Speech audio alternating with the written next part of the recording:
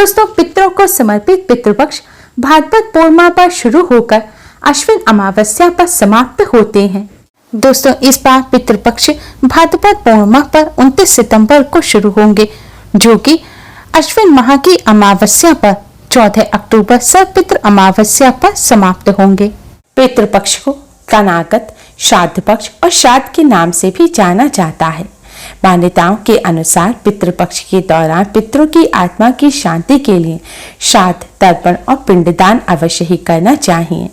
पितरों के निमित्त को श्रद्धा से अर्पित करना ही श्राद्ध कहलाता है। जो परिजन अपने पूर्वजों के लिए श्राद्ध कर्म के दौरान कुछ भी अर्पित नहीं करते, उनका श्राद्ध नहीं करते, मुक्ति का कोई उपाय नहीं करते, तो उन्हें पितृदोष लगता है। पितृपक्ष पूर्ण रूप से पितरों को समर्पित होते हैं। मान्यताओं के अनुसार पितृपक्ष के पहले दिन यानी कि भाद्रपद पूर्णिमा पर पितृलोक से धरती पर आते हैं और सर्वपितृ अमावस्या तक धरती पर रहकर अपने परिजनों द्वारा अर्पित किए गए श्राद्ध इत्यादि को ग्रहण करते हैं और अपना आशीर्वाद देते हैं और सर्वपितृ अमावस्या को वापस पितृलोक चले जाते हैं। हिंदू धर्म में पितृपक्ष का विशेष महत्व माना जाता है। हिंदू धर्म में मृत्यु के बाद मृत व्यक्ति का श्राद्ध किया जाना बेहद जरूरी माना जाता है। माना जाता है कि यदि श्राद्ध ना किया जाए तो मरने वाले व्यक्ति की आत्मा को मुक्ति नहीं मिलती। वहीं ये भी कहा जाता है कि पितृपक्ष के दौरान पितरों का श्राद्ध करने से वो प्रसन्न हो जाते हैं और उनकी आत्मा को शांति मिलती है। माना जाता है कि पितृपक्ष में यमराज पितरों को अपने परिजनों से मिलने के लिए मुक्त कर देते हैं। इस दौरान अगर पितरों का श्राद्ध न किया जाए तो उनकी आत्मा दुखी व नाराज हो जाती है। यदि पितर नाराज हो जाए तो व्यक्ति का जीवन भी परेशानियों और तरह तरह की समस्याओं में पड़ जाता है और खुशहाल जीवन खत्म हो जाता है। साथ ही घर में भी अशांति फैलती है और व्यापार और गृहस्थी में भी हानि होती है। ऐसे में पितरों को तृप्त करना और उनकी आत्मा की शांति के लिए पितृपक्ष में श्राद्ध करना बेहद आवश्यक माना गया है। श्राद्ध के जरिए पितरों की तृप्ति के लिए भोजन पहुंचाया जाता है और पिंडदान और तर्पण कर उनकी आत्मा की शांति की कामना की जाती है। शास्त्रों के अनुसार पूरे 16 दिनों तक पितर अपने परिजनों के बीच रहते हैं, इसलिए इन 16 दिनों में रोजाना पितरों का श्राद्ध किया जाना चाहिए। किसी तीर्थ स्थल पर कमर तक के जल में खड़े होकर भगवान सूर्य को जल देकर पितरों का तर्पण किया जाना चाहिए।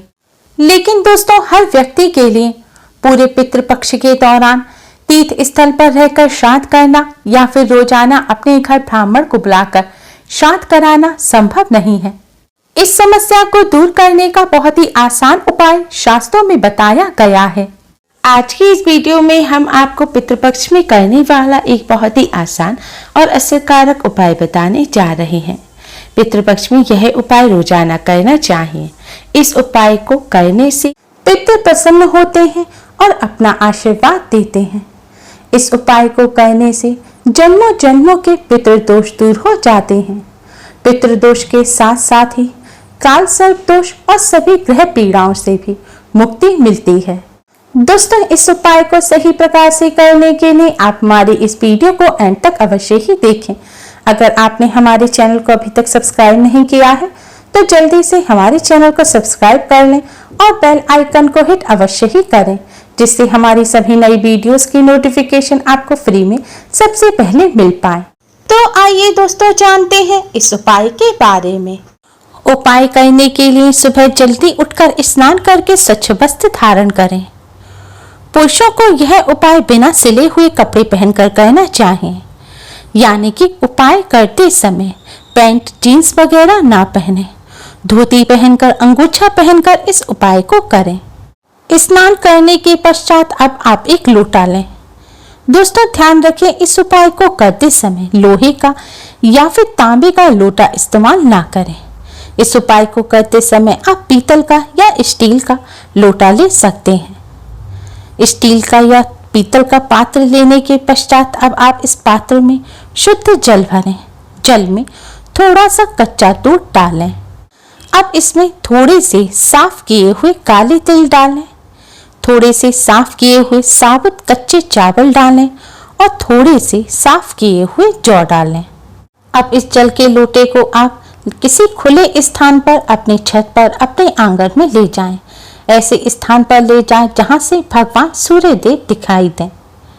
अब भगवान सूर्य देव की तरफ मुख करते हुए आप इस जल से भगवान सूर्य देव को जल अर्पित करें, यानी कि भगवान सूर्य देव को अर्घ्य दें। जल चढ़ाने के लिए आप जल के पात्र को अपने दोनों हाथों में उठाकर अपने सिर से ऊपर उठाएं।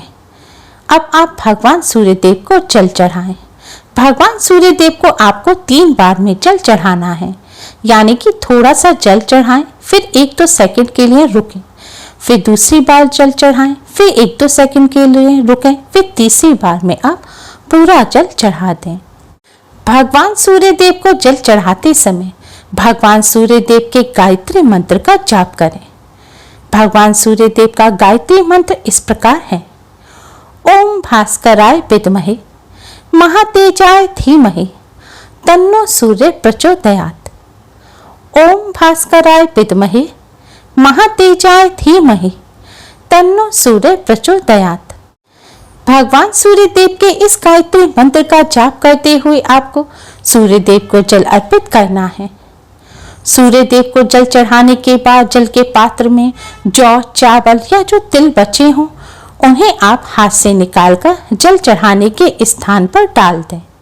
अब आप अपने ही स्थान पर खड़े होकर 7 बार क्लॉकवाइज घूमकर सूर्य देव की परिक्रमा करें, यानी कि आपको अपने दाएं से बाएं हाथ की तरफ घूमते हुए सूर्य देव की 7 परिक्रमा करनी है। परिक्रमा करते समय भी आपको इसी मंत्र का जाप करना है। परिक्रमा करने के पश्चात अब आप भगवान श्री गणेश को प्रणाम करें, सूर्य देव को प्रणाम करें और पितृदेव को प्रणाम करें। इसके बाद सूर्य देव से अपने सभी पितरों की आत्मा की शांति की प्रार्थना करें। पितरों की मुक्ति के लिए आप प्रार्थना करें और पितृदोष से मुक्ति के लिए भी प्रार्थना करें।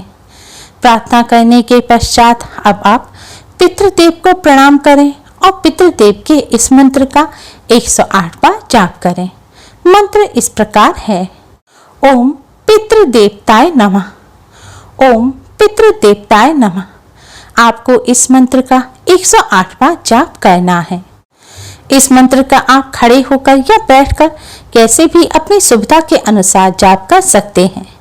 आप अगर सूर्य देव को घर से बाहर जाकर जल चढ़ा रहे हैं, आपके घर में जल चढ़ाने का कोई स्थान नहीं है, तो आप इस मंत्र का जाप अपने घर पर आकर आसन बिछाकर उस पर बैठकर भी कर सकते हैं।